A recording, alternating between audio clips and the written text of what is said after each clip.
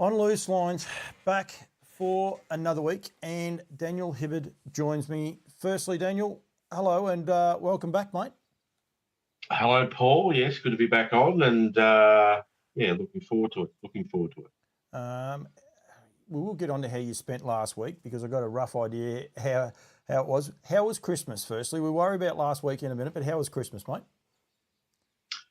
Christmas was good. I got over to Donald's Christmas Eve, caught up with mum and dad over there, and the sisters, and it was a good day, and then come back that evening, and had both boys here Christmas Day, and then it was just myself and Suze at night time, which was good. So it was a good couple of days, and far too much food. That's all I'll say. Far too much food.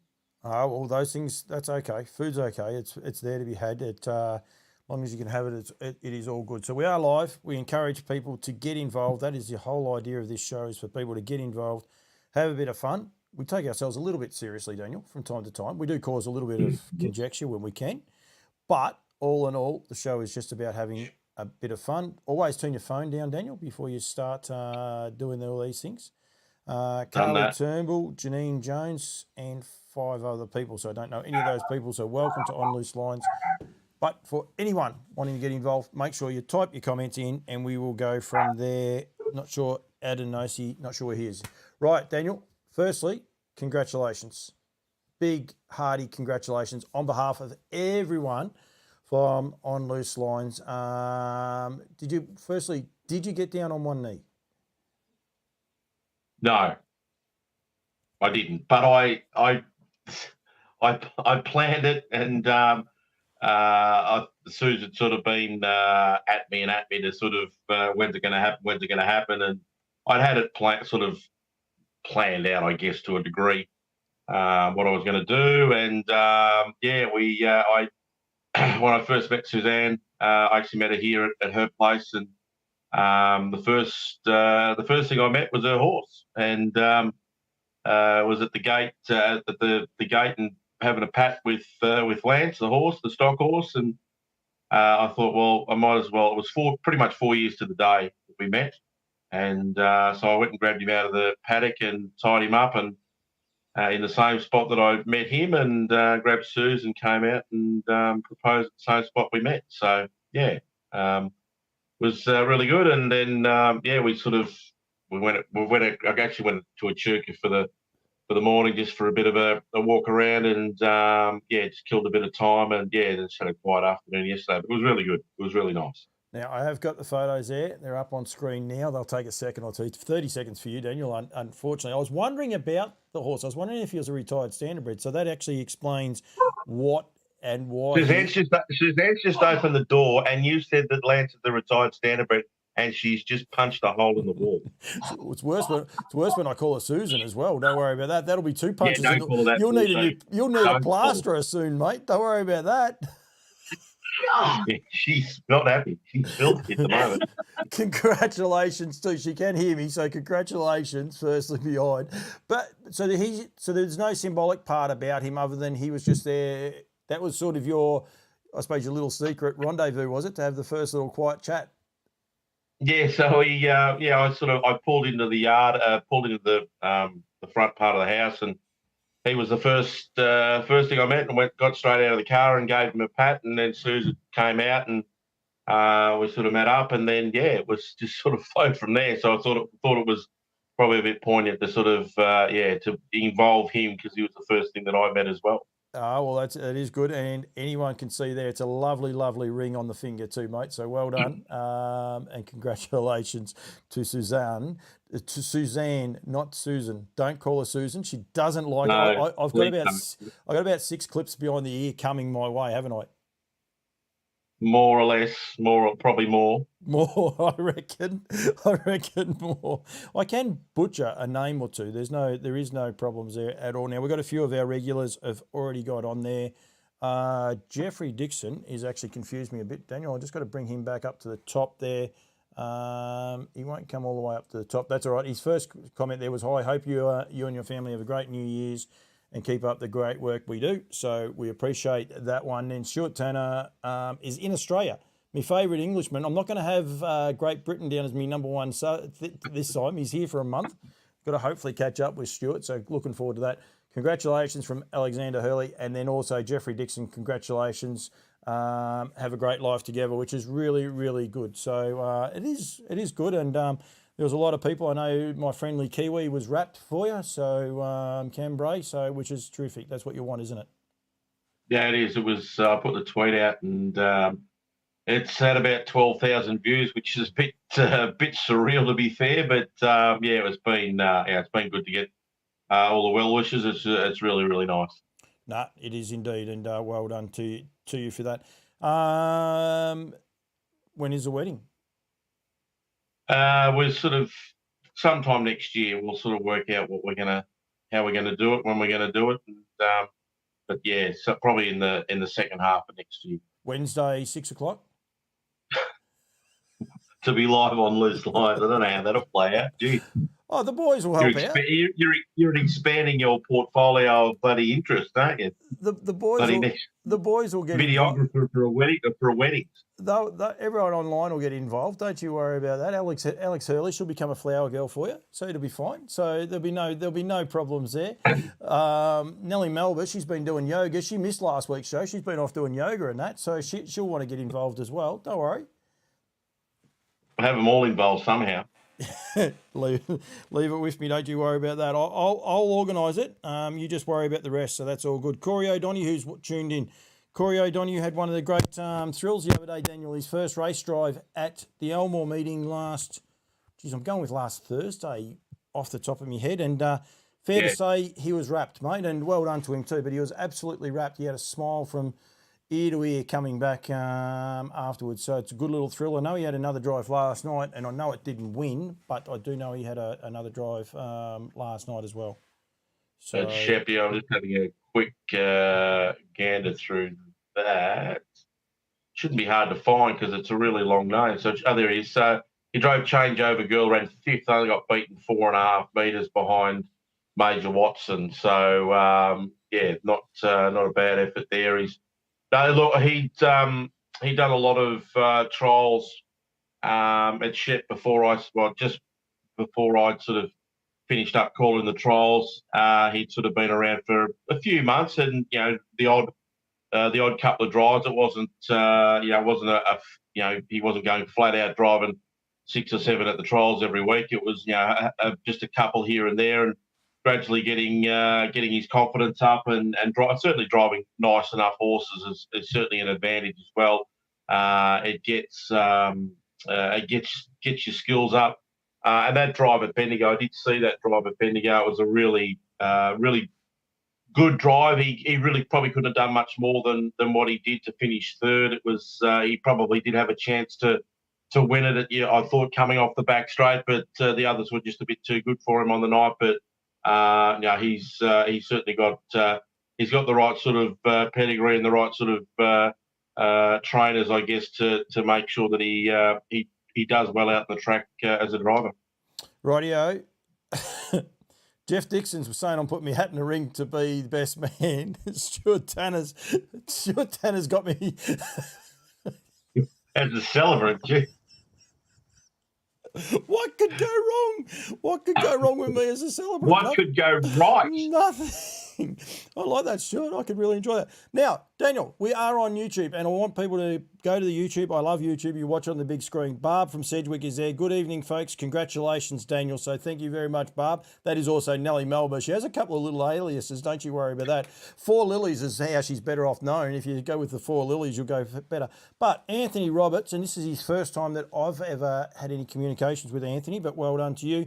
Melbourne Showgrounds redevelopment plans going ahead. So we might touch on that a little bit later, Daniel. We'll just let that go because the wedding comments are coming through thick and fast. But I wanted to acknowledge that. I like to acknowledge anyone that gets involved in this show.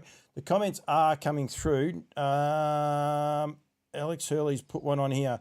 We had a barbecue at home, our wedding, 80 people in the house, helium balloons. I don't want to know what's gone wrong so far. Lamb on the spit and the trots on the background. No one noticed. sorry, something else just come through there. No one noticed anything different until we introduced my friend who was also the celebrant. I think our barbecues might have been a bit out of control. That's not a bad way to do it. A bit sneaky, but not a bad way to do it. And we did. Suze has already had a couple of messages from some friends and stuff, and yeah, the costs of doing it sort of out and about is pretty extreme. So yeah, we'll be doing a little bit more investigating for sure. Now I may have missed something here, but Nicole Nunn, She's my sister. So she goes, Daniel, your mother would kill you. I'm not sure what she was referring to then. I'm not sure what comment we made, but whether that's doing it on loose lines, maybe that was what she was referring to. Oh no, Mum's a regular. Mum would love it. She'll tune in. I know, but she'll tune in. Don't worry about that. She'll be wrapped in. She'll be wrapped in that. So yeah, no. I could see Mum getting involved. Gary Preston's locked on. One of the great wearers of the Black Skull t-shirts. There's no problems there at all. Yeah, and confirmation. If you did an online wedding, run away to Vegas and do it, Timmy White. Timmy's sitting back in bed in New Zealand, sweating. It's 30 degrees over there. He put a post on just before. I knew 30? 30 degrees. That's pretty hot. Pretty hot for those sheep blokes. They're no good at all for him. No, it was hotter here yesterday. It was terrible yesterday. Isn't the weather trying for horse people and the likes here at the minute? And greyhounds, like I saw in the Troy Harley yesterday, I think overnight, just for people that aren't in Victoria, overnight it got down to a low of 25, and then our expected top today was going to be 26 degrees. Yeah, like rugs, and it's cold. Marie's double rugging at the minute outside. Fresh now, yeah, shorts and t-shirt, and that's all. And that was too much to wear yesterday, and now double rugging horses. It's just ridiculous. Juanita Breen is on, isn't she flying? Juanita Breen having a huge run. Good luck on Saturday night with Raw for Roscoe Neats. I don't think I'll be there. I was tossing up, but I don't think I'll get to Melton to see it. But good luck to you, Neats. We'll be barracking, that's for sure. I'm sure you will be, Daniel. Yeah, I think he's really come along. That guy. He's probably early on it was sort of he won a couple of races and just sort of thought, oh, where's he sort of sit in the pecking order? And certainly the last 6 weeks he's really blossomed. And look, he's going to find it hard, but no doubt he'll be there at the end. So hopefully he can win. But I mean, if he was to finish in the top 4, I think that'd be a great effort, a great result as well. Tricky draw again, but a little bit better than 13. Anywhere's better than 13. Absolutely. Thank you very much, Nate. We still need a lot of luck in there. Debbie Hibbard has tuned in, Daniel, amongst many others. So just be careful what you say, okay? So, it'll be... Yeah. Nicole's probably rang her and said, are you online? And we'll wait to see what comes through. I'm sure Mum will get involved. Don't you worry about that at all. Right, we've got heaps to cover off on. Interesting one, Daniel, before we go too far. Today at Maryborough, Kate Gaff lost her helmet. And there was an interesting tweet put out by Matt Leppard, and I'm not sure about it, so I'm going to actually throw this one to our people following us. I think he's got the wrong person. Can any drivers out there clarify the rules in regards to the driver losing a helmet during a race? Last year, Emmanuel Portellini, he's put in brackets, I think. Now, I'm not 100% sure if it was Emmanuel or not, got 8 weeks for continuing to race with no helmet. Yet in recent weeks, he's seen 2 drivers win and run second and all clear given. Now, I don't know, yes, no, maybe. But yeah, does that ring a bell? The incident of someone getting a holiday for losing their helmet does ring a bell to me, but I'm not so sure. But I do know it definitely happened today for Kate Gaff. Yeah, I was trying to think of it before as well. I can't remember the incident, and obviously someone will no doubt be able to dig through it and find it. But and it's certainly where he said that there was a couple recently as well. That doesn't ring a bell with me either. I may have missed that one. Might have just flown over my head as well. But I mean, what happened today? I've only watched the replay of what was on Twitter. I'm not sure whether she got a knock on the head by the horse behind it or what, and that it loosened it and then it just flew off. Can't imagine that it would have been unclipped the whole way around. I mean, if it had been unclipped and for the whole race, I'm sure that at some point she would have moved her head and then it would have, either slid in the wrong direction and come off, or something like that. I just don't understand how it would not have been done up. So it just she's been fine from what I can see on the results, and I haven't seen the stewards report. Aaron Brown's put a comment in there that Eddie Tapp. Yeah, to see that. Yeah, that does ring a bell to me as well. But he only got fined as well. The one with the 8 weeks does ring a bell. Emmanuel Portelli doesn't ring true to me. I've got a funny feeling it was at Geelong Harness. But yeah, I'm not sure if Aaron or anyone else that's watching can clarify on that. And also, the 8 weeks doesn't ring a bell to me either. But I do know it happened last year, and the person did continue on. So yeah, it's one of those talking point ones. We don't get done for weight. You definitely don't want it happening too often, and I think that's the steward's decision to fine and substantially fine that people make sure that they are on none of this 200 or 300. I think. I mean, it's the same with the gear on the horse. Like if the horse, he goes around with a sulky not tied down properly or attached properly, or a rein not attached or whatever like that, there's significant fines put on the trainer for that, or whoever's looking after the horse. The driver, I guess, has got to be in the same situation. Their gear's got to be correctly attached, and maybe it's just something harmless that's happened. Maybe it's just broken, or who knows. We'll have to wait till to see what happens with the stewards report. But yeah, I mean, it doesn't happen all that often, and when it does, there's got to be a fairly significant reason as to why it does occur. If it is human error, well, then that's a different thing. It just shouldn't happen if the driver's just forgotten to latch it up. Ross Sugars and Barney Boyington have both joined in as well. And as Cam Bray came through with a congratulations, Daniel, maybe CC could live stream it. See, Cam will go best man. I'll go celebrant. What could go wrong? It'll be all good. We'll have it sorted out, don't you? Wait for the next comment. It'll come through. You wait. And also, I was going to say, it can just be a gust of wind. Like it may not have been done up, and plenty of us wear caps. Yeah. I don't anymore. I wear a helmet, but you can wear a cap for 3/4 of your workout, and you just get a gust at the wrong time, and the hat's instantly gone. So it could have been undone the whole time. I don't think the owners need to be penalised for it by losing the race. I don't think necessarily a suspension. I think hit in the hip pocket and substantial, and I'm talking $2,000-3,000, which I think some people might, but it is a safety factor, and that. Yeah, I think the fact that it happened at the top of the straight in the last lap, she really couldn't pull the horse up. I mean, the fact that it was 8 or 9 metres in front anyway. But then you penalise. Then you penalise the onus and the punter. Correct, and exactly. But I mean, if it happens like after 300 metres of the race and she's in the field, then it might be a different story. But again. Yeah, I mean, it's one of those rare occurrences. It doesn't happen all that often. I know it's happened a couple of times, but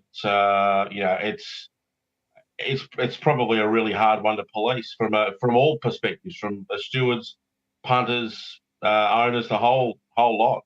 Yeah, no, definitely.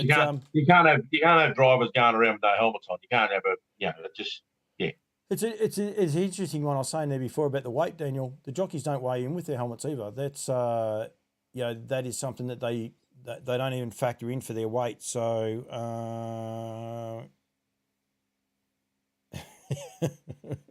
Cameron Bray. I'll give you the hint, Cam. They wouldn't have got over it, mate. Most of them would have had them pulled up behind me and stopped. And that is shy. That have shied as a shiny object. That is the other. No, that's a helmet I was talking about. The big thing, let alone the thing on me noggin. That is possibly the other thing. Is that it could have brought down a field behind, like a horse coming behind when it landed in the wrong spot. So Well, she's lucky she caught it. I mean, did she's she? very lucky that she caught it. Yeah. Yeah, I haven't seen a replay. I got a little Yeah, bit busy. it came off, and she grabbed it straight away, and then put it in her lap, and then drove the horse out to the line. So, yeah, I was very fortunate. It was very fortunate that she was able to catch. Because if she didn't catch it, that's what it would have been. It could have been really nasty, really nasty. So yeah, I'll give you the flip side. Drivers lose seats, and it's not always because they're not done up properly. They can be a little bit faulty. The old Challengers used to have a click in, and they'd go click, but obviously they weren't. And I know Grant, my brother, has won a race.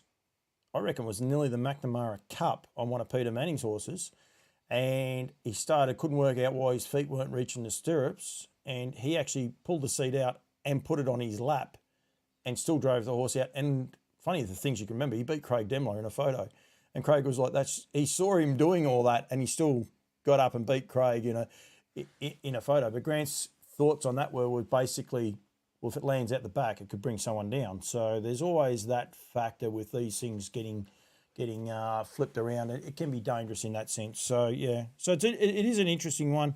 I just think a severe fine for the driver is enough. I don't think it matters, and it has to be severe. And I don't care if they're a first-year driver, a first-time driver, or someone like Kate. That it should be substantial. Should be written in the rule books that if your helmet comes off, it's going to cost you, $3,000, $5,000, whatever you want to put. I'm pretty confident most people will make sure those latches are done up pretty tight. Yeah, exactly, and that's all it would need to be. Absolutely. No, absolutely. Anthony Roberts, does Lisa Justice still drive horses? No. Last I heard, she was working for Ranvet. I think it was Ranvet, one of those, because I know Lance is sponsored. My daughter's sponsored by them. I think she might be working for Ranvet, Anthony. So, yeah, good to have you involved in the program. Right, while we have some of the Riverina Paceway, last week, I got to say huge thank you. Actually, be unlike me, Daniel, to have an extra hat up the sleeve. But Greg Gangle and the whole crew at Wagga, the way they looked after me, I've got to say thank you. And again, must say a huge thank you to John Dumsney for letting me put the trots into the show. We didn't have a lot of lead in. It wasn't about the punt, but it was just to be able to showcase what we could do and change it up a little bit and go from there. So I must say huge thank you. The hospitality was outstanding. They even ran with a few jokes, Daniel, after the show. We only just shut it off, and the next minute there's a hare in the building. Somehow or other, a hare had actually got into the building. And so then you know what happened with poor old Paulie and he's like a hair on his head jokes, don't you? They were coming thick and fast. You reckon they could get the hair out? No chance. There was little kids trying to catch it, everyone. No. Took a gentleman, I would say, at about 70 years of age just to slowly get around. And, he caught him and got him going. So there was no problems there at all. So it was all good. Mick Blackmore is watching. And Anthony Roberts, you ask, you shall receive. She's doing acupuncture on horses, is Lisa Justice nowadays. So there is your answer. Rightio, I was going to go one. I've got to go this way because the Kiwis, Timmy White and Cambro, they go to bed pretty early, mate. We've got to worry about them. Yeah. And sun's still up, but they've got to go to bed. Yeah, that's exactly right. It's a bright day here. They're elderly men. That's not a hassle. So going on there. Rightio, number one, I should be able to have that. I have got that here. The New Zealand Standardbred, the sales catalogues are out. I have got one here somewhere. Sales are on 19th of February at Karaka in Auckland and then 20th through to the 22nd at Christchurch. The sale dates. Catalogues are out now. I have catalogues here with me. I'll get back to Greg Gangle in a sec. I have catalogues if anyone's after a catalogue, or you can go online and you can go to nzb.co.nz. You reckon I'd have a little thing underneath, Daniel? It would be a lot smarter, wouldn't it? I don't actually have that one. So nzb.co.nz to see the full catalogue and go from there. Now, the reason I'm going with that, and there is a spin-off, I'll roll a couple of these in, Daniel. I'll get a couple of my sponsors sorted out today. The first race today, Sister Everista, I'll go with, is the first winner for On Solitaire. Now, the issue I have here now is which hat do I put on? There's a few hats I could put on here, but I'll go back to my Harasta Trotters hat for a second, because On Solitaire is on the Harasta Trotters list of stallions, and he stands in New Zealand for not a lot of money. Now, if you bear with me, Daniel, I can actually tell you he stands in New Zealand. I've got a line going through it. I cannot believe that. I'll get rid of that line. You guys can't see the line. Trust me, I can. It is annoying the jeepers out of me. Bang. $1,500 plus GST on Solitaire in New Zealand, and he is chilled over there. Now, the reason I'm highlighting this horse, he has only had one starter in Australia. He's had 2 horses qualified out of 4 foals, so 2 have qualified, 1 has trialled. Stacey Towers, got to get on to you in a minute too, Stace. Don't you worry about that. Absolutely flying. So 4 foals the first season, 2 have qualified, 1 has raced, had 2 starts and got a win. Go back to my friends at NZB. They are offering up 6 at the NZB sales, and I reckon, no, I'm not even going to try it. I reckon I could do it. I reckon I got it on here somewhere, but I'll get confused, and it doesn't matter. It's not great TV while I'm fiddling and farting around and trying to find things, that's for sure. 1 over Kenny family. There is some really, really, really well-bred horses in the NZB catalogue in Karaka. So pretty exciting for Harasta Trotters and also NZB. And then the other hat, to tie the whole lot in together, is the Nutrient hat, because that horse is owned by Jared Maloney from Swan Hill Harness Racing Club, which we both know and we look after quite regularly on this show, and sold at the NZB, at the Nutrient sales, the first ever Nutrient sales, and was prepared by just up there underneath the On Loose Lines little logo, which if I got smart, I should be able to get rid of that very, very quickly. So, yep, you can see it right there. Ben Stud Standardbreds. They actually prepared that horse for Jared Maloney and sold in its first year. On Solitaire, Daniel, is a horse that he had to be retired from. He never raced. So in France, if they haven't raced, they can't stand at stud. Now, he done a tendon before he ever had a start. So he came out here. He stood here for 2 years, and now he's in New Zealand. So might have only stood here for 1 year. Now he's in New Zealand. But as I said, there's 6 of them. Check out the NZB online catalogue. Go to nzb.co.nz, and you'll see the full list of them there. Timmy White's on. I don't know if Timmy's preparing one or not, but I know pretty sure there's 6 in the South Island and 1 in the North. Or it might be the other way around. But that's okay. I get into trouble with all of those going along. Stacey came up with the $1,500, so she's done a great job. Thanks for the comments, Paul, and a pleasure hosting you and the Nutrient team at the Riverina Paceway. It's easy to do. It's fun. It was a lot of fun, Daniel. You should have jumped in the car with me, and you would have been able to have some fun. Friday was calling, so I wouldn't have been. Oh no, when was that? Tuesday, wasn't it? It was a Tuesday. Yeah, I don't know where I was. What's his name was calling Matt Jones, so you could have given him the flick out of the commentary at his box. That would have gone down well. So, no, we don't want to be doing that. Don't want to be doing that. Shane Gallagher is on. He'll be getting ready for the Nutrient sales as well. Right, I'll quickly run through these dates. The first sales is Sydney Yearling sales, 4th and 5th at Inglis Complex. So don't forget that the 4th and 5th is at the Yearling, Warwick Farm Complex. Next sale will be the Sunshine Stars at Brisbane on the 11th and 12th of March. Now, Bardo and myself are going to be in Queensland this Tuesday, Wednesday, Thursday and Friday of next week. Probably won't be an On Loose Lines show. I'd say there won't be. We'll do a little bit of Christmas siesta or New Year's siesta for that one, so we won't worry too much there. We then go back to Bathurst. Now, Bathurst is on the 19th of March. Now, the catalogues aren't out yet for the Bathurst sale, but the online one is there, so you can view it online. And then to Melbourne on the 1st and 2nd. So 1st, 2nd and 3rd. Sorry, Saturday the 1st, Sunday the 2nd, and Monday the 3rd. Something unique. 2 days of sales, 1 day of parading. So plenty going on there as well.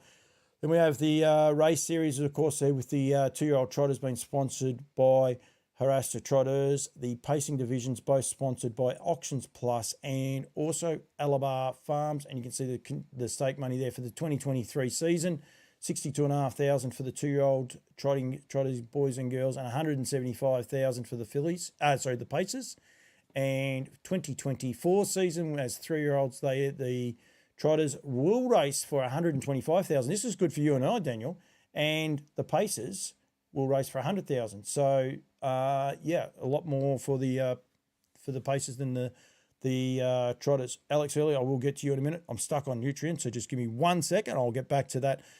Big thing. This is a big kicker, Daniel. Go to the sales, buy a horse, pay it up, sustain it, and pay up for the race series. And this is all registered with the Office of Fair Trade in New South Wales. Tooza have come to the party with a $25,300 horse float, angle float, kindly donated to them. So any person that purchases a horse, so Daniel, you're in a few syndicates. If your syndicate purchases one horse, you get one ticket in that raffle. So as long as you pay for it, pay your sustaining fee and everything else, you get one ticket in that raffle. If your syndicate buys 4 or 5 horses, you get 4 or 5 tickets, as many as you buy, provided you do your sustaining fees. Diane Riley's on. Hello to you, Diane, Inter Dominion winning owner. So hello to you. And that's how it works. So it continues on in that way. So it's pretty exciting stuff. So you don't have to do anything else other than pay up for it, pay up for the Nutrien Race Series. We just saw all the prize money that was on there, and you go into the draw to win a Tooza float. Kindly donated by Tooza. So we must say a huge thank you to those. I am sponsored by Barrastock, who have an affiliation with Kentucky Equine. My daughter, however, she has an affiliation with Joe Pace has already started selling horses. My daughter has an association with Randvet, and Tooza kindly donated a $25,000 float the other day as well. So well done to Matt Tooza, getting on the front foot and doing some really cool things there. Now, the problem I have with my little thing that I've got, oh no, we've still got it there. Alex Hurley said she saw On Solitaire when he arrived at Yabby Dam Farms. He's a lovely individual. We went to Dreamcatcher because he was a better match over our mares, but would have been happy to have gone to On Solitaire with the right mares. So that's a good backing there as well. And I'm presuming 516 and 660 are in the new. I've just actually got it on the screen, Paul. So they're both by Betting Line. The 516 is a colt out of Archiva Chapel. Oh, yep. And the lot 660 is by Betting Line out of My Sophisticated Lady. 2 horses that he raced. Both by Betting Line. And both horses he had a lot of success with. Sophisticated Lady, of course, is by Mach 3. So lovely family. Got no doubt I'll be doing some more with Joe Pace going forward, that's for sure. He's up there with Clinton McSwain. It's one that Clinton hasn't tuned in and told everyone. And if anyone is looking for a preparer, Clinton McSwain does still have spots. Daniel, just quickly onto that, back to that for a sec. Elmore Harness Racing Club, I got to MC it the other day. They gave Barrastock, one of my great supporters. That's it for Nutrien too, unless anyone else wants to tie him in anything else. But Nutrien, clearly not my hat, this one, Daniel. I was going to say, that's not going to fit.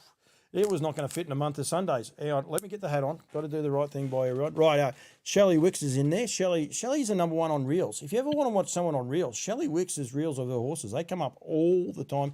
Peter Amirio as well. Anyway, back to Elmore. 3 bags of feed were kindly donated by Barrastock to one person in each race, not the winner and not the person that ran last. Sandhurst Stock Feeds gave away 1 bag of feed, and then Manburley Farms, or Clinton McSwain, and McSwain Racing is what he trades as, head, saw and lead to every race, which was just huge. 12 races. Barrastock in the end comes to the party and said, we've got feed left over. So the last race, every person got a bag of Barrastock, and I think the winner got 2 bags, because there might have been a slight mix-up with 1 bag a bit earlier on in the night. But anyway, so everyone, which was really, really good. Again, clubs thinking outside the square. It's unfortunate it's not at Elmore. I love Elmore on Boxing Day. It was something special. It was always hot, always flies, always bindy eyes, flat tyres. The barbecue would always waft smoke backwards across the track. It was just so much fun. It really was. And unfortunately now, because of what's going on, it's no longer run there. But yeah, it was a lot of fun. So yeah, be nice if they could get it back there. much like Birchip. I mean, they're two media or two clubs that have those restricted clubs. There's not too many of them left. It's pretty much Elmore, Kyabram, Mooroopna, and Birchip are essentially the only ones that are really left that are still racing. And it'd be good if they could get, much like Birchip, get back to racing at their home track. We've got Michelle Nisbet on too. Michelle, you can tell Tom I'll be ringing him shortly. I forgot I've got to ring Tom Nisbet, but that's okay. We'll get that part sorted in a minute. The beauty of those tracks, Daniel, is why I do Facebook Live on YouTube and on Facebook and YouTube. People can accidentally find it. It's my one bugbear, if you like, about Trots Vision. The only way you can accidentally find it is to type in thetrots.com.au and then go to the media player to actually find the races. So it's a little bit harder, whereas what we did last week at Wagga. That's why I enjoyed it so much, because basically someone can accidentally find it. Someone can be on their Facebook feed, they can see a live, they go, oh, we'll go and watch it, and they might fall in love with part of it. I doubt they'll fall in love with this show because there's no script to it. But if we could have the races, Daniel, imagine how much fun we could have with the races. We could have interviews going on and things along those lines. Anyway, sore point. I'll stay off that one. Brian Gaff, yes, he is still been driving Anthony Roberts. He definitely has. But the beauty of Birchips and Borts and Elmores, people accidentally drive past, especially Elmore near the swimming pool, and they see a huge crowd gathering, and they say, that'd be cool. We'll call in there and just see the races. They're places that people, like if you're driving through Birchip, you're probably looking for something to do. You're probably on your way to there and you think, oh, what would be on? You call in and see Birchip, and live bands playing and, people partying afterwards and things like that. Like it's what harness racing, it's not what harness racing is, because it's not about the punt, it's not about the drink, it's not about live bands, but you got to somehow accidentally fall in love with the industry. So it's one of those things that anyway, that's one of my bugbears. Timmy White, he has the 1 over Kenny colt in the sale, and he is a lovely colt, so he's really, really good. Didn't plug the power in, Daniel. Yeah, I just having a look, and I thought, oh, geez, I better do something about that. Bear with me. I don't know why I'm throwing rocks. I'm just double checking to make sure that I've plugged all mine in. Yes, I have. So we're going good in that sense there, Daniel. Philip Wood is on from South Australia. Merry Christmas and Happy New Year to you too, Philip, and everyone else. Rachel Fino is in. So yeah, Peter Amirio. I've got to call in to Pete's on my way through. I keep saying I will. Went all the way to Wagga and didn't call in. Got to go to Luke McCarthy's, and of course, don't forget Cobbity Farms, Standing on a Streak, and Classic Connection, both at Harass. You're doing some weird things to me there, Daniel. Sorry, I'm gonna make it even worse for you in a minute. What's he doing to me? Right. Well, sorry, I didn't realise I was going flat. Okay, so anyone work with that. If Mum's watching now, I will fix him up, but I could leave him like that. There's no hassles there at all. But I'll only fix it up only because I know Mum will be watching and I'll get into trouble otherwise. So, no, that's the wrong button. That'll make it worse. Sorry, Daniel. It's a shift button. It's an alt button, not a shift button that you got to push. It's okay. You're getting there now. Right. Now you're looking a bit better. Back to a bit more normal. We're going to go a bit higher here. So that's one of my bugbears with those. And I just think well done to those clubs for thinking outside the squares, and especially, like I say, with my sponsors hat on, if you like, with the guys from Barristock, but also just, it was just a fun night, and I think they are a lot of fun. Rightio. What else did you have for me, mate, at the minute? I got nothing. What were we going to talk Brian about? Gaff is still driving. Right, we're going to ring Tom Nisbet. Tom, if you're sitting there watching, the problem is if he's sitting there watching right at the minute, he'll be too slow because we're ahead of when he watches it. But we'll just see. We'll see what happens, Daniel. He'll either answer or he won't. So we'll just see how it goes. Hello, Tom. how are you, Paul? Very well, mate. Lucky you knew the number. Have you got this number? Yeah, my word, I have. That's better. Daniel, just for the record, Mum is watching. She told me to fix Mum's it. watching. That's better. So, can you believe Daniel didn't plug the power in, Tom? It's Unbelievable. That's the sort of thing you'd see me do halfway through a show when I just say, look, I've just got to go for a sec because, and that'll be what I am doing. Before we get on to what you're really on for, Tom, you're pretty efficient on Facebook, aren't you? Oh, I am. I'd have a good look. Yeah, well, I just went and had a look at your page, and there was the option of 2 photos. I've got you with, I think that's Neve. I hope it's not Kelsey, because otherwise that is an old photo with you running along the side. You don't update your photos of that very often, do you, mate? No, because Michelle puts enough on her page. including videos upside down. But we won't go there. Yeah. I haven't got it, Tom. I'm sorry, I haven't got it. Daniel, have you ever typed your name into Google and searched it? It's just a couple of times. Does it come up with a photo of you? Yeah, it does. Yeah. I was going to do not usually any flattering ones. Oh, well, Tom gets a pretty flattering one. He's some rugby player in England. Must be Tom Nisbet. So, good to see Michelle's watching anyway. So pretty quick off the mark too with the get stuffed. So Right. That might have been mentioned. That might have been sent to you though. Could that be right, Tom? No, it wouldn't be me. No. Rightio.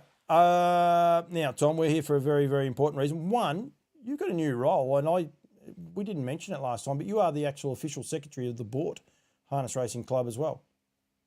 Yeah, that's true too, yeah. And you are now the postmaster as well in I Wedderburn. know, at Wedderburn, yeah. Mate, you're wearing too many hats. You're going to be worse than P. Campbell. Oh, well, no, I'll never catch up to you. And we need Daniel to leave his hat on because he just showed us all his bald spot while he was scratching his head. So we can't be having that. Rightio. Bort Harness Racing Club race next week. Tom, what day? Tuesday? Monday? Monday the 2nd, yep. Yep, Monday the 2nd. Big meeting, and we want everyone to be aware of that meeting that is coming up. Bort, the Northern Oasis, we've got 2 $10,000 races, and Daniel's going to get onto those in a sec with the noms, and we want people to be aware of it. Great harness racing. We've got live music from Elise Lanyon. Elias, right? Giveaways, kids prizes, members cash draw, Kelly Sports for the kids, and what's that? $30 luncheon in the sports bar as well. Basically, it's free entry, Tom. it's free entry, but we'd like them all to, if they want to be generous, they could buy a membership, which is $10, and you go in the cash draw on the day. There's other draws throughout the day to win betting vouchers and a few other goodies that we're going to be giving away to the members. Yep, and that's we encourage people to get there, Daniel. Like what you and I were saying there before about these meetings, we want people to be at these meetings and have a bit of fun. Exactly, it's the best this time of year. Not many people are going to be working, and obviously the advantage of it being on a public holiday. It's an excellent opportunity to get to the races and enjoy a good day at Bort. You can actually meet some people there too, Tom. You weren't there the day Warwick Kappa rocked up. Yeah, no, I was there when Warwick Kappa was there. It was a lot of fun. Yeah, like John Campbell can be a very lucky man. He's a good president. He's been very proud. He's done it for a long time. That's fair to say, I think, that many times. He somehow got a seagull, Daniel, or a galah to fly into one of the transmitters that unfortunately took the power from Tim and Wendy's caravan park, so no one had anything to do. So they come across to the trots to stay cool. That is a true story, isn't it, Tom? Yeah, that's true. I don't know if he necessarily did it on purpose, but he did indeed. Troy Harley is on there. We might get Troy on in a little while to talk greyhounds in a minute. Actually got a couple of other funny stories. Melanie May as well. So hello to you guys and everyone else. Please get involved. We're going to ask some questions too about your highlights. Get involved with your highlights, your lowlights, what you're looking forward to for the rest of the season. But Tom, we want people to get to this meeting. We want horses to nominate. Noms are light for a few of the races. Yeah, they are. Despite the $10,000 trot, it was down. We only had 5, but I just looked about 10 minutes ago, and we've got 7. But a couple of them are already nom for the other trot as well. So, It's an interesting thing for both of you. I'll get both your thoughts. Daniel, I'll ask you first, if you like, but why people don't go for these races, because there's actually a $10,000 race at Echuca the night before as well, and it only ended up with 7 as well to that meeting. Yeah, it's a really quirky one. I mean, this is a a $10,000 30 or better trot. I mean, if you've got anything, it's got got any relatively good form. I mean, you'd be looking at the race and saying, well, look, I can probably pinch this. So it's good money. There's likely to be, just having a quick look. Probably at this stage there's only three off the front. There'll be 4 off the front. There might be a couple off the 10, and the back marker is going to be Show Me the Buller off 30. So, I mean, if you've got something that's on a lowish ranking, well, you could probably, step to the front round board. You're going to be hard to beat. Do you have a theory, Tom, on why, you're involved in the industry probably more from administration, but you also, you owned horses, you trained horses, you've driven horses. Why do these good prize money races struggle to get noms? I don't know whether it's just because they think these small tracks and they can't handle coming off back marks or what it is, but I don't think that's a problem. That's never been a problem for the last 40 years, horses coming off back marks and winning races. It's just I don't know. It is an odd one, and I'd like to ask, there's plenty of harness people on there as well. Matty Williams from New Zealand is on there as well, right as we speak, but Gary Preston as well. Just interesting, why people say we need more stake money, yet when we put $10,000 races on, people don't want to go to them. I mean, what do they want, a $10,000 stake money race, at Melton, and they want the best draw and, everyone else with form to draw out the back or something. It seems odd to me, but $4,500 races will. There are a few other races, Tom, on the program that are a bit light though, aren't they? Yeah, the 3-year-olds, it's pretty. It's only got 5, and one of the other races, I think it's a 52 to 56 or something. I think it's only got 3. So yeah, that's the 51 to 54 $7,000 races. They've got 3 in it. The fast class has got 9 by the looks of it, which is good. The 48 to 55's got 6 in it, so that is only a $4,500 race. The up to $50 $10,000 race has got it should have a full field, and then the up to 47, there's a few that have double nominated in that. Out of both of those races, that one's got 9 in it as well, and the 3-year-old maiden's now got 6 in it. So there's certainly light, and if you've got something that's been struggling to get a run with points, there's really plenty of options there where you can certainly get a run. Yeah, and we want people to get there. We want people to get there though and have some fun. Now, Tom, anyone that's worked with John Campbell for a period of time is well and truly aware. You need to know where all your tickets are, where all the barrels are, and all the prizes when we come to drawing them out at least half an hour before. Have you got this under control this year? I think we have. You think we? We were discussing barrels last night, actually. John and I, in one of our late night conversations, we discussed the barrels and where the barrels were. And yeah. You sure? I think we're nearly on top of it, Paul, I think. Just as long as you have all the vouchers before the first race. Daniel, what he does, he goes missing. He'll walk off and we'll be looking for prizes, and we've drawn the prize winners, but we have got nothing to. And that's a true story, isn't it, Tom? We've done that a few times. Yeah. Hey, this just disappears. No fashions on the field, Tom? Not at this meeting, but we've got the Punters Club. Unique Punters Club too, Daniel. You'll like this one. Mm-hmm. You go, Tom. I'll let you do the in between. No. Yeah, well, you might know more than you're talking about. It's going to be we're going to be online. Well, we're not online as such, but you buy your ticket at the track. But Darren Carroll won't be there. He's actually going to be sitting back at home, and he'll be doing the form from home, radioing them through to Ray or Tom, one of the two. And Ray's a very trusted person. If you can't trust the local constabulary, you can't trust anyone. And he'll be writing them up on the whiteboard. So something a little bit unique. And I reckon it could grow a little bit this time. I think it's quite a quirky but good idea that you could get potential, say 2 or 3 different punters clubs from different states, if you like. And you could pick which punters club you wanted to be a part of for the club and have a little bit of fun as well. So it could be a little bit of fun, that's for sure. Yeah, no, that's for sure. And Ray, unfortunately though, Ray's got to do all the hard work, doesn't he? He's got to put all the bets on and everything along those lines. Oh, they're doing good. He just had a knee operation, so he needs to be moving around a bit to get it all going. So At least one spot, the number one marquee. There'll be one less person in there. Darren tended to take a fair bit of room when he got involved. That's for sure. Oh, I can't believe he's not listening, is he? Who's that? Darren. Oh, I don't worry too much if they do, Tom. But Daniel, I've got something. Just got to kill a little bit of time here for a sec because What haven't you plugged in? Tom's lovely wife. I didn't have this part. I don't know how this is going to look on the screen, but Tom, can you explain to us? Why didn't that work? Okay, now it'll work. What's going on here, Thomas, with yourself and the donkey? Well, Can we ask a question? Daniel can't see it because of that 40-second delay. So you need to explain actually what is going on here with the yourself and the donkey.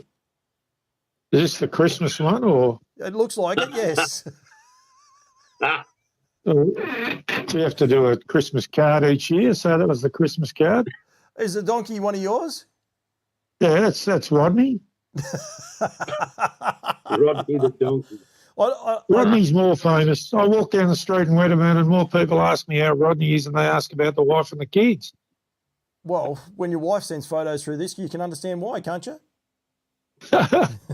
Oh no, he's a legend. He's a legend that he's been to the highest, up to the college, and every year he sort of has it. I have a feeling, though, I reckon I could find it too, Michelle. You could be out of luck here. But there was a better one, was there not, of yourself and Michelle as well? Because she's making out that she... how do you spell Michelle? Spelling's not my strong point. You guys know that. I've got it. Don't stress. Great, isn't it? Hey? It's on the Facebook screen, isn't it? Oh, yeah. Look at you go. Won't come up. Anyway, but I reckon there's one of Michelle involved as well. She got involved too, didn't she, Tom? Yeah, she's in it. She should be in it. She's nursing the young I'm just trying to find baby. Just bear with me. This is good TV. I'm trying to find. No, it's not on her Facebook page though. I wonder what that was on. Anyway, doesn't matter. It's not great TV. Right, Tom. So what we want is more noms. We want more people to nominate for the meeting, and we also want people to turn up on the day and have a bit of fun. It is free entry, but as Tom said there before, if people could get involved by donating to the meeting at $10 to become a member or anything else, it'd be a lot of fun. They'd be well received. And it's pretty like it's going to be hot. It's going to be 34, they reckon, but we're all in the shade there in the afternoon. Beautiful shaded lawn area. Or you can sit in the comfort of the sports bar. Yep, absolutely. And you can get your $30 meal, entitles you to a 2-course meal and a free drink on arrival. Yep, and you'll get some words of wisdom from me from time to time when I come in. True. It's always entertaining, Daniel. I never know what's going to come out of my mouth because I know John says it's a pretty easy day. He said this to me the other day, Tom. He said, pretty easy day. He said, I haven't got as much planned for you this time. I know what that means. I can't talk after it, Daniel. I come home and can't talk. He gives me no time. And if I don't say anything, it's very quiet out here. He's very, very subtle about some of the things that he says, that's for sure. So, yeah, but anyway. Right, Tom, thank you. We'll say a big thank you. No worries, Paul. We want people to nominate up until tomorrow and make sure that they get full fields. $10,000 trot. They'll be still taking another 3 or 4. There'll probably a couple others could get into the $10,000 pace as well. But plenty of racing. 3-year-old race on the card as well. So plenty of good racing there and a lot of fun. Encourage everyone to get there. Tom, thank you very much for joining me, mate. No worries, Paul. Thanks. And we have Tom Nisbet, Daniel, and you haven't done a Bort meeting yet, have you? No, I haven't been to Bort for a long time, which is a bit disappointing. And I was thinking of going across, but I just had a look at the weather forecast. The weather forecast is not really all that inviting. It's going to be 40 on Monday. 34. 40. Daniel, we're promoting a meeting. 34. I know. I was 40. Right, Tim Leonard, back to what you and I just said there before, Daniel, and welcome Tim to the show. Errol Gaff's on as well, which is great. Coolman Races, New South Wales near Junee. Came across this in our travels. If in doubt, go bush. Ripping Day out was Cup Day. There was 400 people, old school bush day races. That's what we're saying about. It's a pity with Elmore, but they still had a very, very successful program, and it was very, very well received at Bendigo. And I know the guys at Bendigo looked after them. They had the barbecue still cooking. There wasn't anywhere near as much smoke. The Hildebrand girls did a good job. They didn't cook as much smoke as what some of the older guys did. Holly and Jess did a terrific job there as well. Peter Ward, Merry Christmas to you. Bendigo, Daniel, before we get onto some of the highlights and that, on the January the 7th, have the Bendigo Pacing Cup and the Aldebaran Park Mari Mile. Big, big meetings. Looking forward to being there. Pretty sure I'm not working on Trot's Vision, but I will be there. We'll get some random interviews and that. But first major cup for the new year, the 2023 season, and it will be super, super exciting. And I know, very remiss of me, but I probably should have had another tile ready to go, shouldn't I, Daniel? Yeah, because you got one the day after. Yep. I knew it. That is January the 8th. That is a Cobram Pacing Cup. And it's tradition. It's always been this way, hasn't it? For as long as I can remember. Oh, we were used to run between Christmas and New Year, and we got the opportunity to shift it to this week. This week traditionally had been the first week of January traditionally had been Horsham, and they gave that away, and then it ended up that Bendigo moved as well. So Bendigo race their cup on the Saturday night. We race on the Sunday. We tweaked our programming so that our cup is a rating 80 to 105.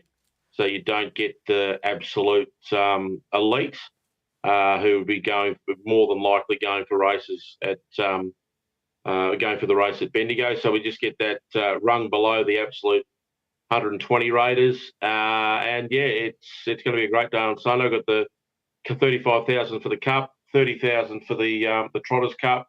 And there's a couple of really good races. There's a 55 to 65 worth $9,000, and a couple of other maidens worth $7,000. So it's a really good day there on the 8th, and I get to call the Cup too. So I'm looking forward to calling the meeting as well. First time you've called the Cup?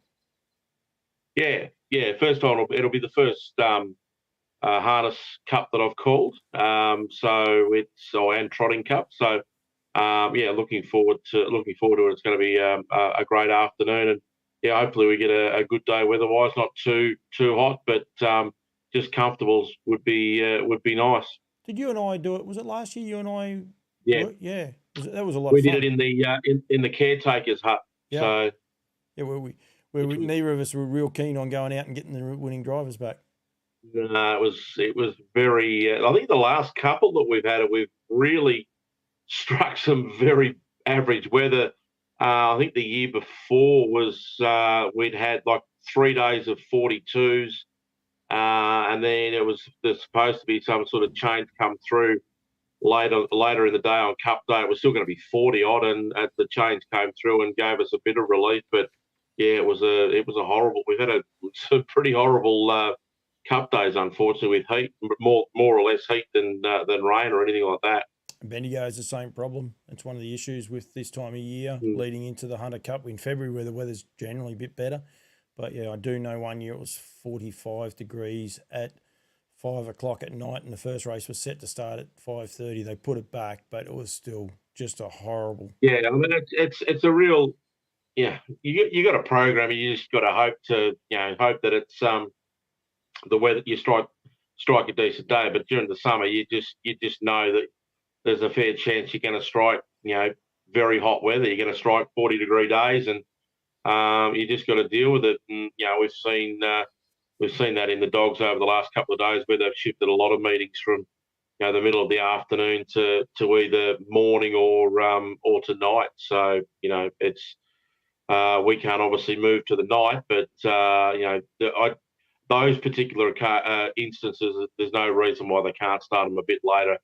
Instead of trying to start them at 5:30, that's when you can start them at 7 o'clock. 7 o'clock at night. Neville Pangrazio has tuned in. Looks like he's got himself a nice little trotter at the minute, going through her classes too. at the minute. So hello to you, Nev. Merry Christmas with the big tribe. Sue Van and Veen, and good luck calling it Cobram, Daniel. Have a great day. So Thank you. you're not going to tie the knot Cobram Cup Day, calling the races at the same time? No. We'll let it slide for a little bit. Just in case, I would have packed the cameras and maybe. We're not going to do it. We're not going to do it on Trots Vision or bloody anything like that. So don't stress. Worry about Trots Vision. Campbell's You're comments. not going to miss it. You're not going to miss out. Campbell's comments exclusive is what we're after. Don't you worry about that. Daniel, just a couple of little things I didn't get into last week, but there was some good racing in New Zealand. Wakiwi won down at Invercargill. They had a Group 1 race. The Group 1 race was actually taken out by Krug with Carter Dalgety. Now, Carter Dalgety is the nephew of Dexter Dunn. He has a pretty rich pedigree, if you like. He came back and won a Group 2 race the next start at Addington, and it was great pictures to see Dexter, the world's leading driver for 2022, standing alongside of him and having a little bit of fun there, mate. I did see that photo. I think it was a photo of Dexter in the cart, and Carter is a very young boy in his driving whites and coloured top, and then there was the photo of Carter in the cart and Dexter next to him. So it was a bit of synergy there with those. But I did see that race. It was a really good win. I mean, he just showed a bit of poise and came down the outside, swept past them, and he really only had to sprint a couple of 100 metres from the top of the straight, but he just did it effortlessly and got the job done. So pretty convincing win. That was, and while we're on the Kiwis, and Dexter Dunn, he has actually booked position P1. So the Banks Peninsula on the 29th, Daniel, if you're you want to go there and have a look. How can I do that? I can do that because we'll go to here. That's how I did it. I knew I could do it. And we'll go to this one. And we'll go to, hang on, I'm getting there, Daniel. Don't you worry about that. I'll get it up at the same time. Banks Peninsula. Now this meeting here will have, sorry mate, I just got to get the fields to expand at the same time. Okay. Paid sites, $200 to $500. Okay. And they start just past the winning post, about 60 metres past the winning post, if you like, to the 600 metre mark. Car parks. Cars park around the grass track. These guys, and so they race around the grass track. There's no track inside of it. It is sensational. Weather forecast is for a fine 31 degrees, so good luck to them. They expect around 10,000 people plus for grass track meeting, and it's a good meeting. It's not the best meeting in the world. It's not the worst meeting in the world. It actually just works because have a look at the size of these fields. Cam up. Cam couldn't count past 50. You can work out why. He 10 fingers to his one hand and away he went. So he was in trouble. Look at the size of the fields just to make everyone very, very envious here in Australia. 18 horses in that one. There's 3 emergencies by the looks of 4 emergencies. They just keep. You're looking at fields of 14 or 15 in most of the races, which is just. Which is crazy, but they're good betting races. The smallest field, the Ian Campbell Memorial. I know Ian Campbell. He's from Mildura, and he is certainly well and truly still with us. Mataderos, Cambrai said that would have scared most people off. Mataderos' form on the grass is outstanding. He just grows a leg on grass racing, and it's so cool. I think we need to revisit this here in Australia. The Christmas Cup at $15,000, going from there as well. So just a big meeting. 16 runners, 2-year-old and up, and then 15 runners with the last 11 races. 12 races. Last race is at 10 to 6. Turnover-wise, Daniel, they will turn over more money than all but 4 meetings, which is just incredible for grass track racing. Again, back to what we were saying, wouldn't it be nice to be driving past Donald and coming across a harness meeting on grass? And it could be done. Yeah, well, and Donald's probably one of the best tracks to actually do it on because it's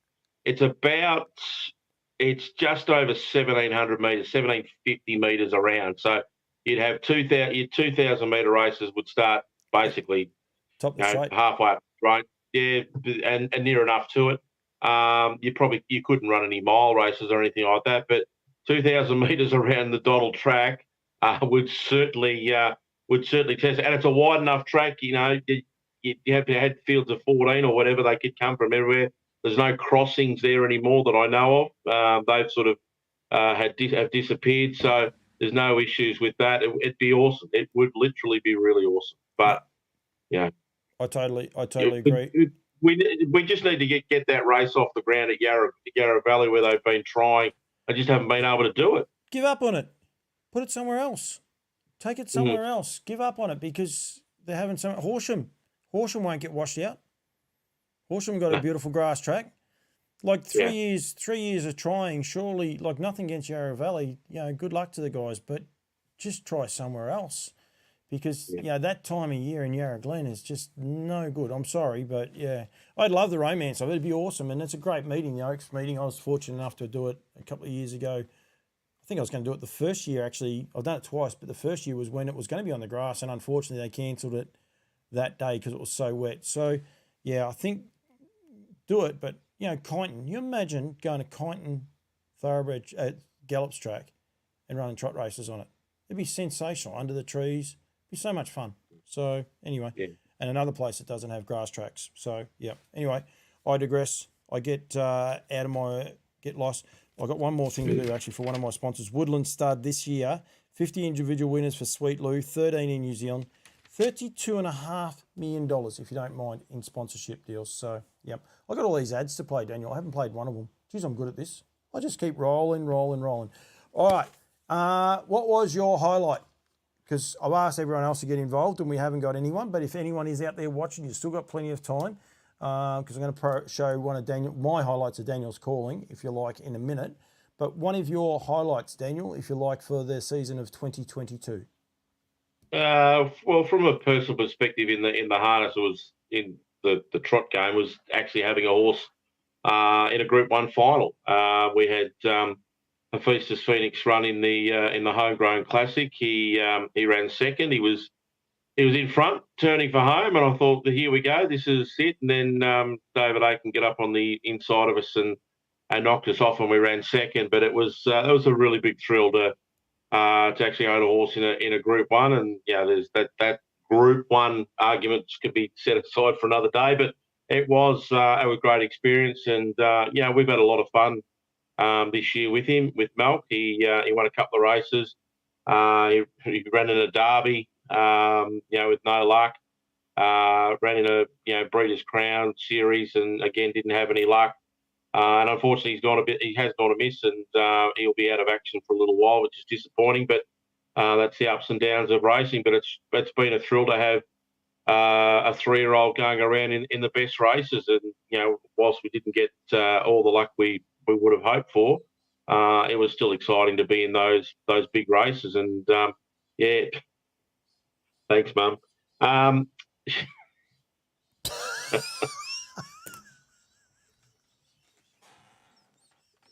Well, he's not, but hopefully he comes back bigger and better as a 4-year-old. Good to know she's watching. Can I ask you a question back? I think Mum stole the show.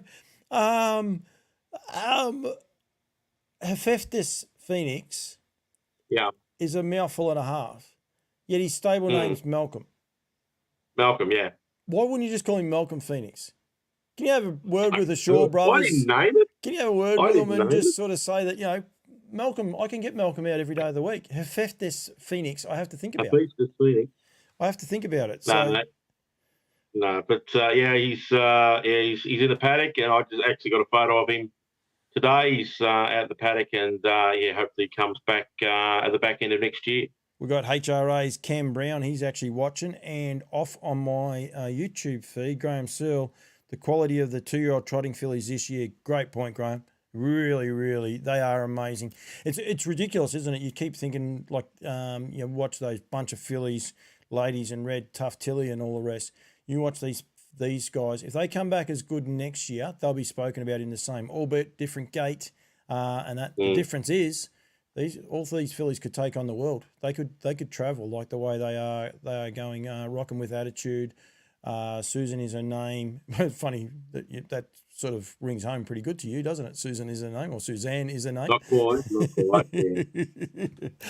No, the fillies this year, the 2-year-old fillies this year, like it's obviously the first race, the first final on New Year's Eve. It's a ripping final, and yeah, absolutely, they are some of the best bred fillies you'll see, and if they all come back as 3-year-olds, it's going to be a great year. But certainly down the track, once they go to the breeding barn, I think it's going to be even more more mouth watering as we keep going on. Yeah, the way that they are developing. Clinton McSwain's in. Clinton, you got a fair rap earlier on, mate. Don't you worry about me. I looked after you very, very well, and rightfully so. You deserve it, but that's okay, Clinton. Okay, what was your highlight? Because that was you said your harness. And please, anyone else with highlights, please get them in. Graham Searle got in there on the YouTube page, but also on the Facebook. Barb, actually, Daniel, before you do, the trotting series, the Inter-Dominion trotting series was fabulous. That's from Barb Sedgwick. And again, the trotters were outstanding. Unfortunately, marred by a few little incidents. When I say incidents, like Bolt for Brilliance breaking down and that. But at the end of the day, Just Believe was just sensational. Yeah, it was that final was the top 4 in the series essentially, aside from Bolt for Brilliance, sort of finished in the top 4, and it was a great race, that Trotters final. It was indeed. Okay, your highlight, mate. I just had to love Mum's comment too, just in case you weren't sure who did that. I thought I'll best own up to it. Look, from a personal perspective, and calling the greyhounds as I have this year, it's been absolutely awesome to call. Wow, she's fast. I mean, it's not often you get to call a once in a generation, and pretty much a once in a lifetime sort of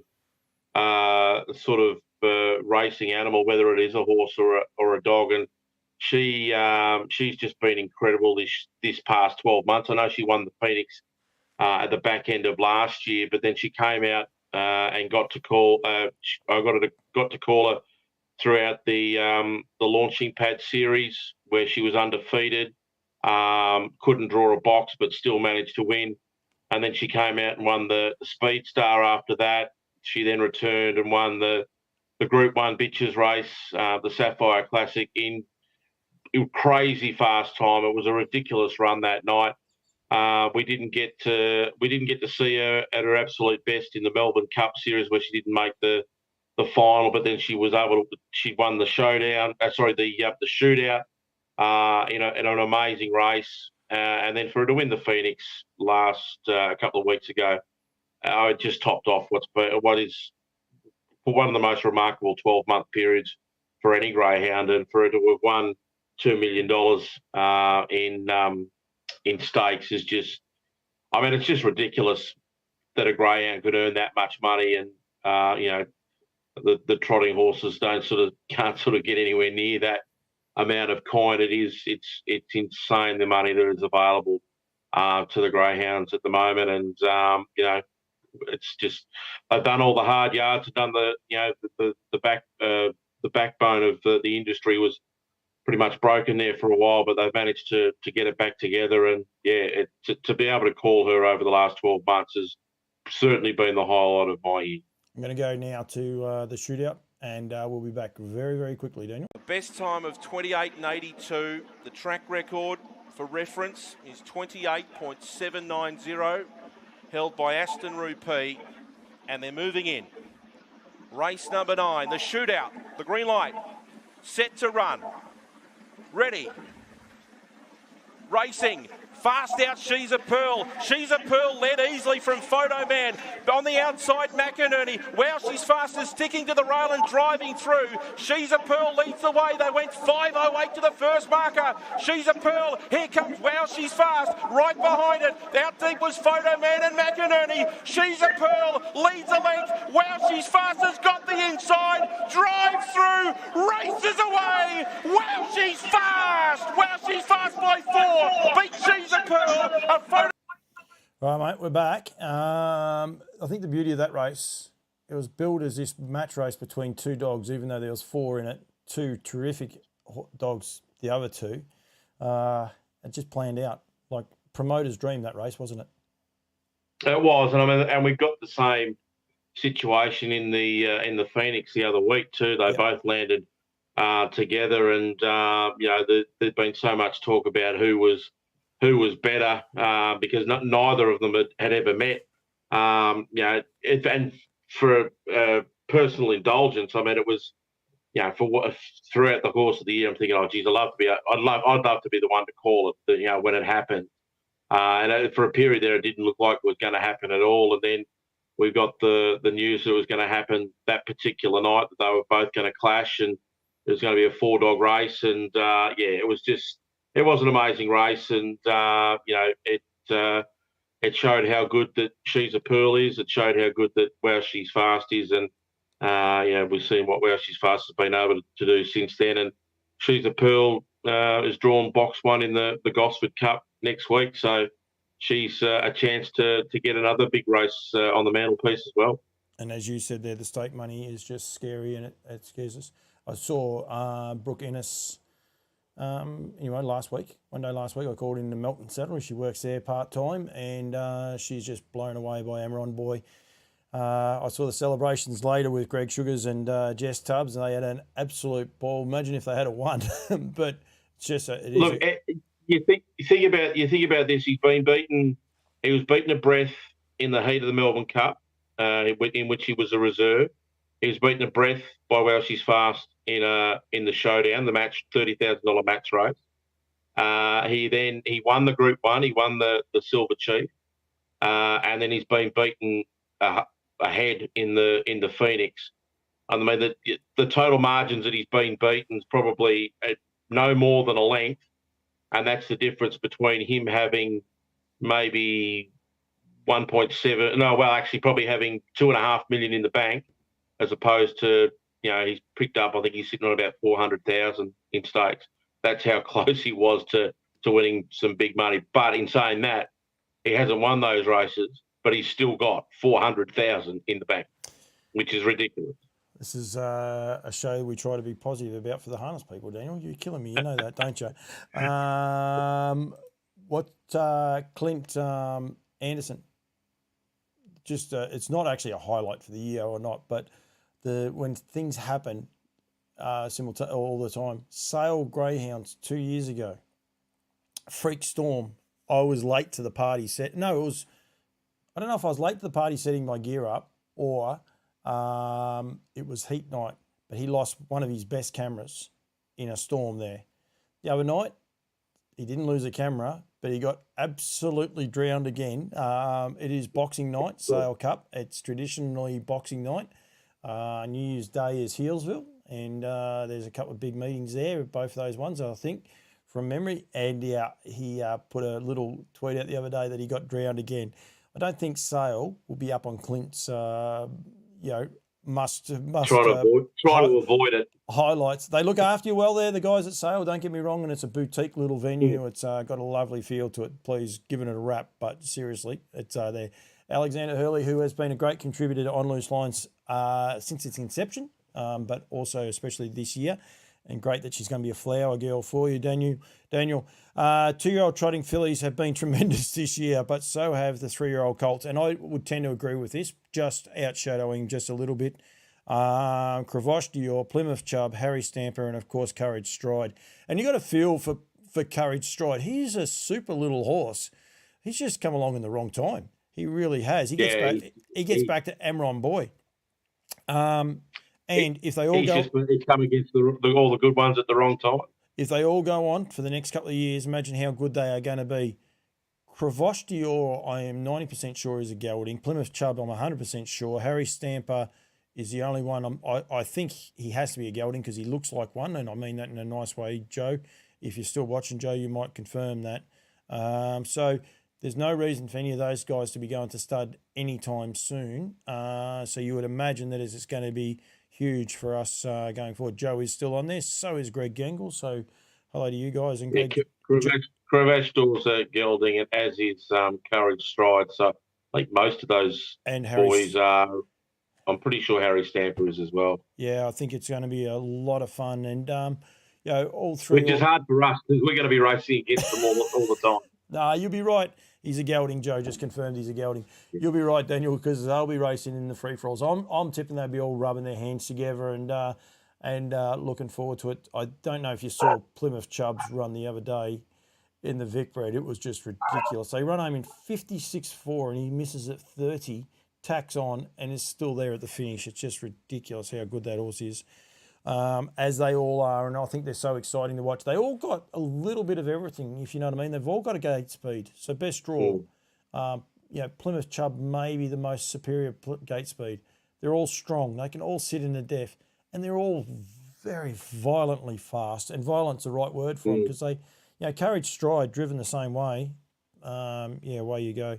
Back in work now is Harry Stamper. So I'm sure he's enjoying watching these other guys belt each other up a little bit and sitting back rubbing his hands together. So, which is good. So exciting. I tend to agree with that. I reckon that's possibly as good as a highlight for myself for the year as well. Be interesting what Joe Pace's highlight for the year would be, but don't know about that. But there's plenty of highlights out there for people, but if anyone else wants to get involved, that's fine. Daniel, did you see the cricket? Now, as an avid cricketer, I gave Tommy Nisbet a bit of a chip about his Facebook posts. Hang on a second. Jason Bricky Stewart, my Lucy, rocking with attitude, will hopefully be bringing home the chocolate Saturday night. Good luck to you, Jason Stewart, and all the crew with Rocking with Attitude. We will be barracking for you. They're very lucky that they get it in the first race too, because could be a really it'd be handy to win it and get the win out of the way early, because it makes the night really enjoyable rather than being at the back end of the meeting where you're waiting to run. And I'm hopeful for Jaden Barker. He deserves one. Through no fault of his own, a couple of little things have happened this year, so hopefully they can get the chocolate. So yeah, David's down to drive it by the looks of it. Oh, is he? Okay, change of drivers. Right. Okay. Anyway, good luck to them. Not across that one, so yeah. But good luck to everyone involved there, that's for sure. She's a little ripper. Did you watch the cricket the other day, Daniel? And I'm actually going to play this as it goes across. The camera hitting the man in the back of the noggin. Now, I did see this. Yeah. He didn't hit him in the back of the noggin. It does go again. Don't worry. That's the reason I went earlier. But if you watch a man at the back, bang, the flying fox. Now, He hit him at force too. It wasn't like it clipped him. It basically knocked him out. Well, watch this one. This is the second one. And this is the flying fox. And you can see how much it is swinging out of control. And I can tell you, I don't know if they got it back again, but that little stutter that it's doing there, it would have needed emergency repairs because that's the balancer. So you watch here and tonk.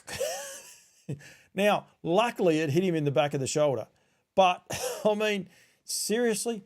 And sometimes, David Miles is driving. Sometimes I get myself worked up because I forgot to turn a thing on or don't, and all the rest. And I'm pushing buttons everywhere and all the rest.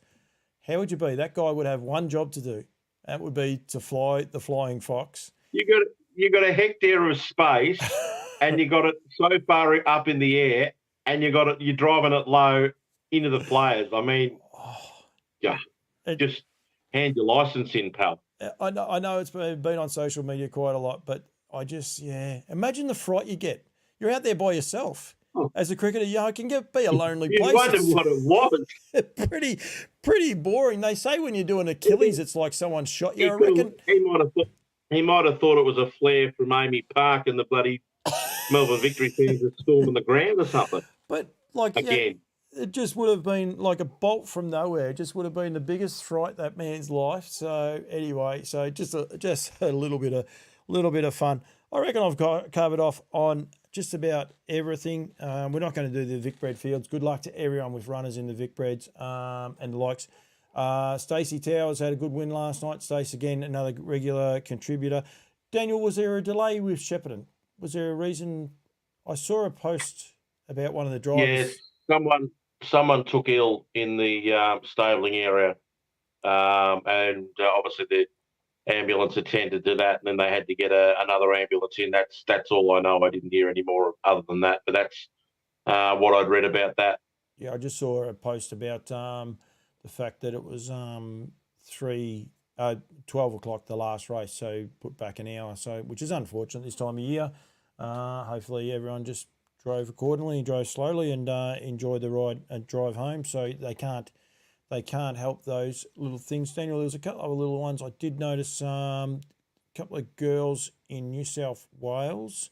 3 sisters drove in the same race, and it has been done quite a few times. I'm just trying to get their names up here now. It was actually at Dubbo, Rushton sisters. So they say it's a rare feat. David Miles did a little bit of research on Twitter, I see, and he says that the 4 Mifsud ladies drove in one race at the same time, which would take some topping. So I know the Bartley girls have done it, but there's only 3 of those as well. So it doesn't matter. It's still a great effort anyway, and it'd be a great thrill. Wouldn't it be a great thrill? Mum and Dad, I don't know about. I reckon Mum and Dad would be shocking to watch. So yeah, it's You'd have it's all about bragging rights. So that's all. The 3 of them out there.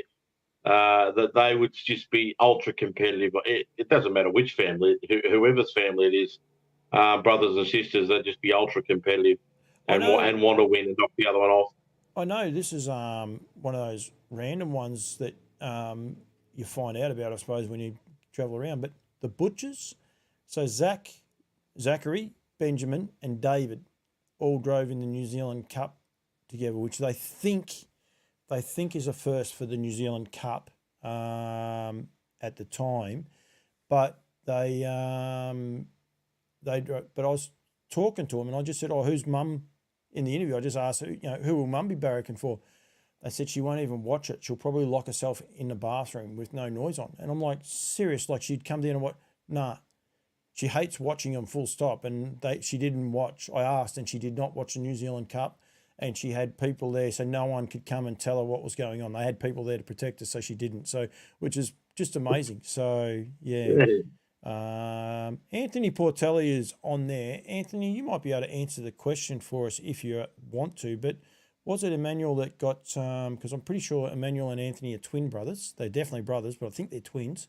Copped 8 weeks for losing his helmet. If you'd be able to clarify that for us, that'd be actually really, really cool. Joe Pace, all the best for you for 2023, mate. We'll be doing plenty with you. Don't you worry about that. You're pretty cool on this show as well.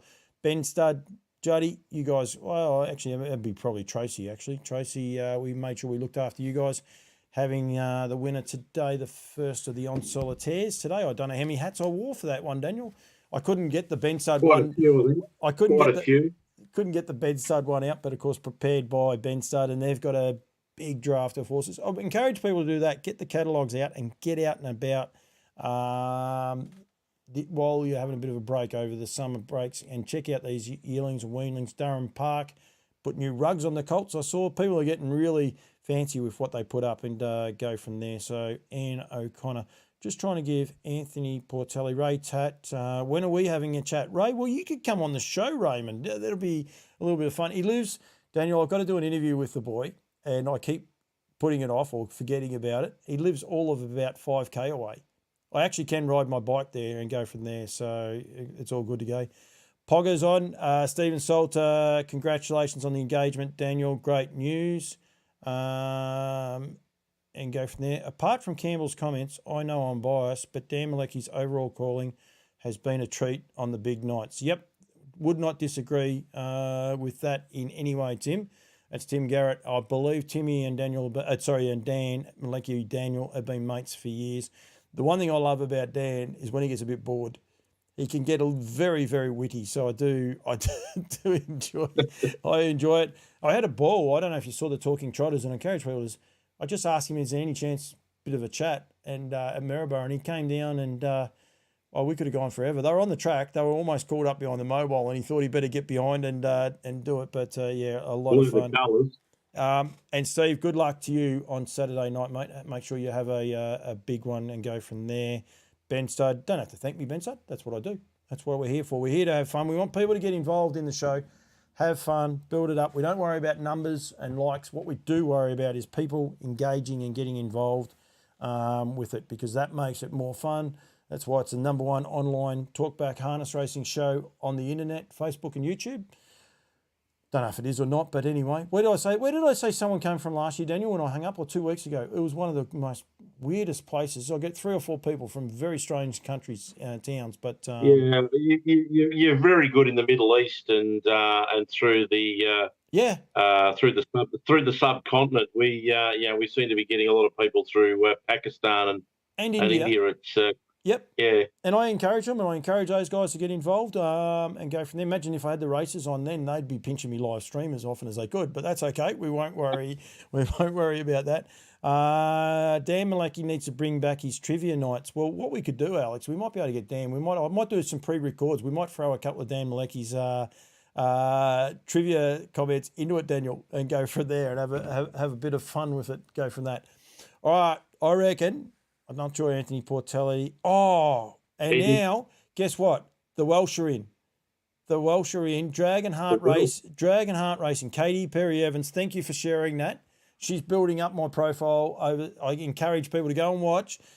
You're looking for another junket to win, like over there now. To Wales, yeah. Oh, and you can't carry me bags. And Katie will clarify this. You can't carry me bags, Daniel. I've already had a declared bag carrier. One C. Bray, he has declared he'll carry my bags. That'll be his official title. So, and she'll back it up. We will wait a minute for Katie to get back, because it takes 40 seconds and then it's 40 seconds back the other way. So it's all good, but she definitely will get back to us. But Anthony Portelli didn't get back to us, but that's okay. He did. Yeah, no, he did. Yes, he did. He did. And a $500 fine.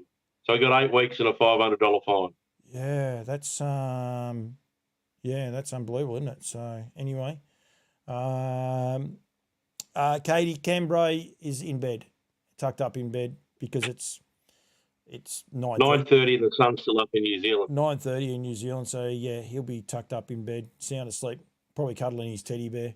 There's no way known he'll be cuddling Amanda. Yeah. She'll give him a backhander. That's about all he gets. It's about all he deserves. So that's all good.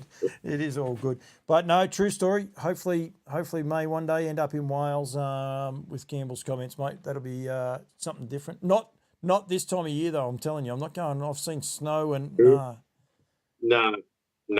I saw Mike and Kate. We're going to the States. Mike and Katie put photos up the other day, and it looked very cold. They went to a race meeting and it looked cold. And you're right about the States as well. Even Lochinvar Art in the States, it looks brutal over there. How cold it does look. It's not. You're not dealing with a couple of inches of snow. You're dealing with feet of snow. It's just ridiculous, some of that weather over there.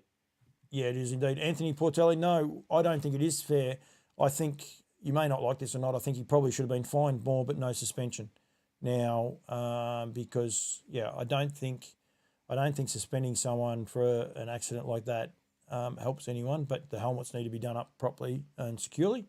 Accidents do happen, but still we've got to try and minimise the accidents. So it's just in light of 2 in just recent times that have only been fined, Anthony. That's why it was a conversation earlier on in the show.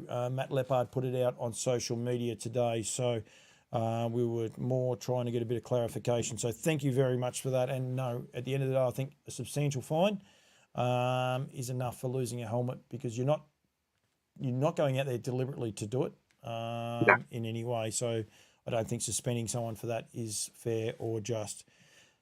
Daniel, thank you. As always, this under an hour show has gone way over an hour. Imagine now, Katie, while you're watching too, Daniel has announced his engagement. Hang on, where is that photo? There it is. There, he did the right thing too. Look at that beautiful sunshine there. They put the ring on Suzanne's finger, and that is not a standardbred Eva. Anyone out the back wondering, that is a what is it? A quarter horse. Australian stock horse. Australian stock horse out the back. But we've got to say huge congratulations to Daniel. Katie, I'm expecting you. You might come back. I tell you what, if Alex doesn't want to be the flower girl, Katie will come back. Mate, we could fill this with On Loose Lines. Everyone will be involved in this. Don't you worry about that. We'll put Joe Pace on catering. I'm sure he'll have the catering part well and truly covered very, very comfortably. So it'll be no worries at all, mate. We could have plenty of fun there as well. Corey O'Donoghue, he keeps tuning back in, mate. He could be Campbell's Comments #1 bloody follower the way he's going. Absolutely. Yeah. All right, done. This is On Loose Lines. This is the last time for 2022. I wish everyone a very, very happy new year. Hopefully they had a great Christmas. I don't think we'll be back the week after simply because of work commitments in New Zealand. And Alex Early's the singer. Look out, we've got all this going on. Hang on. We've got to catch up now. There's things going Mum everywhere. just wants you to pay. That's all you got to worry about. Congratulations, Daniel, from Timmy Garrett. I'll pay for the show. Yeah, I'll pay for the show, Deb. There's no worries there.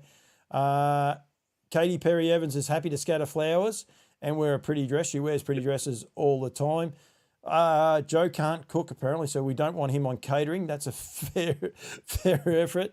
Alex Hurley is going to do the singing, and of course, Katie Perry also. Congratulations to you, Daniel, and Suzanne as well. So, in all seriousness, mate, congratulations. Huge thank you to everyone that's had fun. We will be back. I won't be back next week, but the week after we will be back. I may do something ad lib in Queensland, but I don't like my chances because of reception and that. I've got to be very, very careful. Campbell's Comments is trying to continue to go from strength to strength, but at the end of the day, we just want to have fun, don't we, Daniel? It's about all we want to do. That's it. That's exactly right. That's exactly right. You knock your socks off calling at Cobram too, mate, and enjoy yourself there. Have a great call there. Plus your greyhound calling, it'll only go from strength to strength. You're taking over James Vandermeer, which I quite like actually. I think it's quite fun. None of the dog guys have tuned in tonight, so that's okay. There might be a big meeting somewhere, is there, or not? No, not tonight. Don't think there's anything special tonight. All right. Just give me 1 second, Daniel. I just got to try and get something ready to go, and I don't want that one. I'm just going to do a bit of self promotion, if you don't mind, in a second. Unlike me to do something like that, mate. But we're all ready to go now. So, mate, thank you very, very much for joining me. You always come in off the bench at I'll give you 2-3 days notice generally. Generally, yeah. Thank you to everyone that's watched. Didn't call today, so it was an easy one. Everyone that's tuned in on my YouTube channel too, we're going to continue to try and grow that from strength to strength. Plenty going on in the new year. We'll be going from everywhere. Everyone that's enjoyed it, the friends I've met, and had a fair bit of fun, the Kiwis. So thank you very much. We will be back early in the new year for as much fun as we can. Might even do one, Daniel, with you, another one with you on location. That'd be good, wouldn't it? We've promised to do those quite a bit. So I'll pack up the gear and we'll go somewhere and do it on location. All right. Thanks, mate. And Happy New Year to you. And congratulations, buddy. Thanks, mate. Happy New Year, everyone. Promotional videos pushed out through social media are the best cut-through promotional tool in the digital era. And Campbell's Comments can produce cutting-edge yearling videos for you to reach a wider audience than ever before. Yearling videos can include multiple angles and fly-arounds showing all aspects of the horse. The videos can also capture the yearling in a walk or trot, whether free or in hand, depending on facilities and your preferences.